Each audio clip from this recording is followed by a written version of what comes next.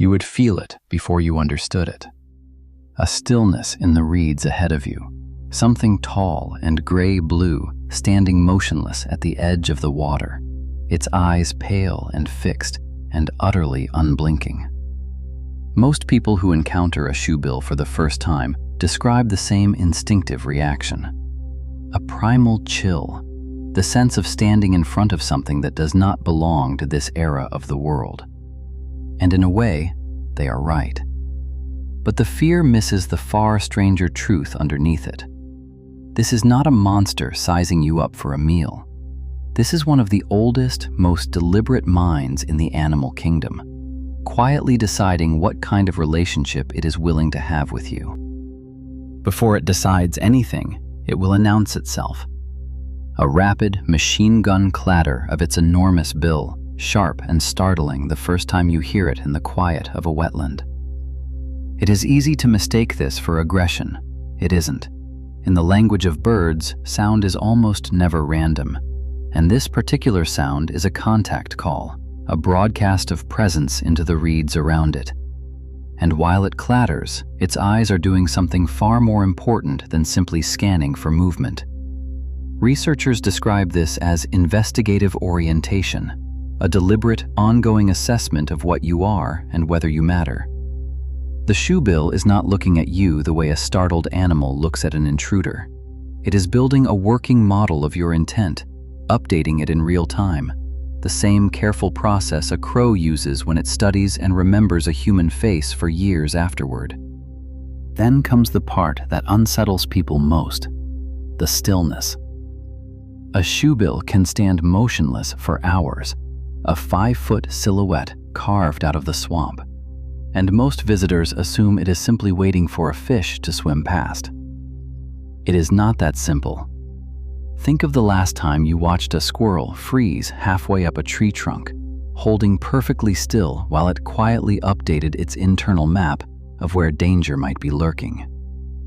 The shoebill is running the same kind of calculation, at a much larger scale.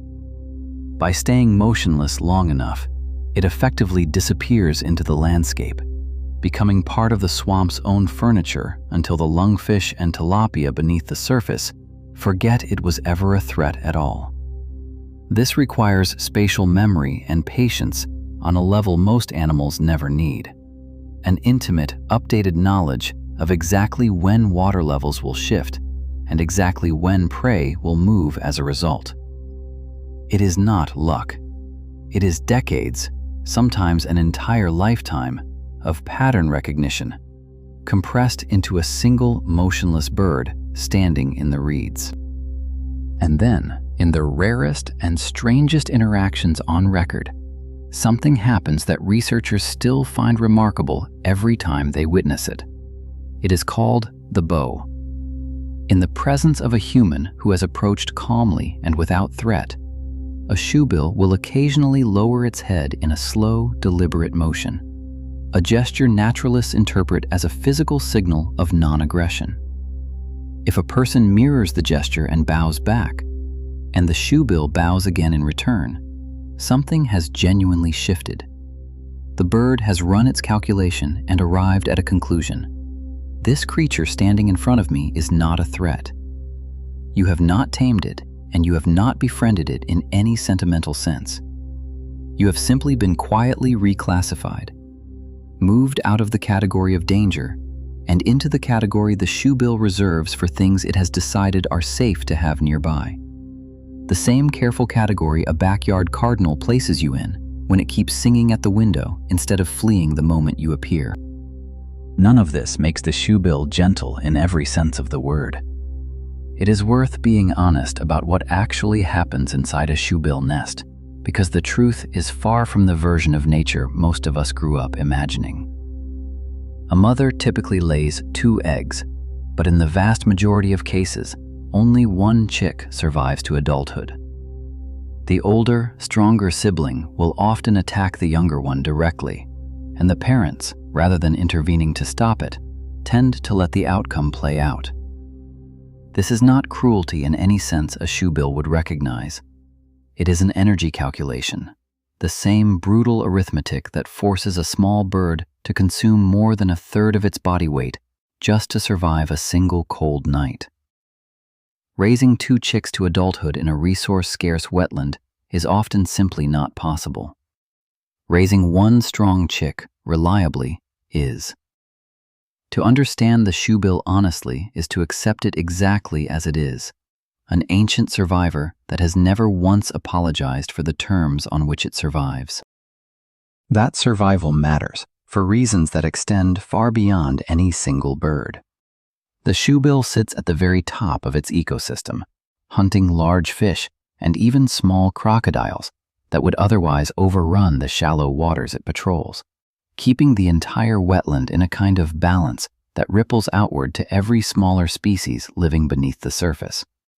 And like the toads that only settle into soil that has quietly passed an invisible chemical test, the shoebill's continued presence in a swamp tells you something specific and verifiable about the health of that water. These are not birds that persist in degraded, polluted, or overfished wetlands. They require exactly the kind of intact, balanced ecosystem that is becoming rarer across the African wetlands they depend on. With only a few thousand individuals estimated to remain in the wild, every shoebill still standing motionless in a papyrus swamp today represents a wetland that has, so far, survived intact. Here is where this story becomes something you can actually act on, even from thousands of miles away.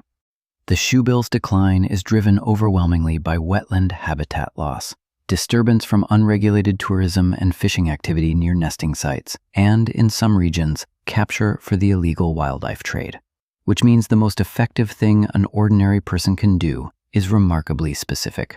Support and fund the wetland conservation organizations working directly in the shoebill's range in countries like Uganda, Zambia, and the Democratic Republic of Congo, since these are the groups protecting nesting sites during the vulnerable breeding season and funding the ranger patrols that keep illegal capture in check. If you ever have the chance to see one in the wild yourself, choosing a guide and lodge that follows verified ethical wildlife viewing distances protects exactly the kind of calm, low-disturbance environment that allows a shoebill to feel safe enough to stay and occasionally to bow. The shoebill does not need your affection. It has survived roughly 30 million years without asking for it. What it asks for, if it asks for anything at all, is your respect and your willingness to recognize that the stillness in front of you is not emptiness. It is a mind, ancient and careful, quietly deciding whether you are a friend or a threat. Have you ever had an animal look at you and felt, even for a moment, like it was genuinely seeing you and deciding something about you? Tell me in the comments. I read every single one. And if you want to understand another creature whose stillness hides the same kind of careful calculation, the next video is already waiting for you.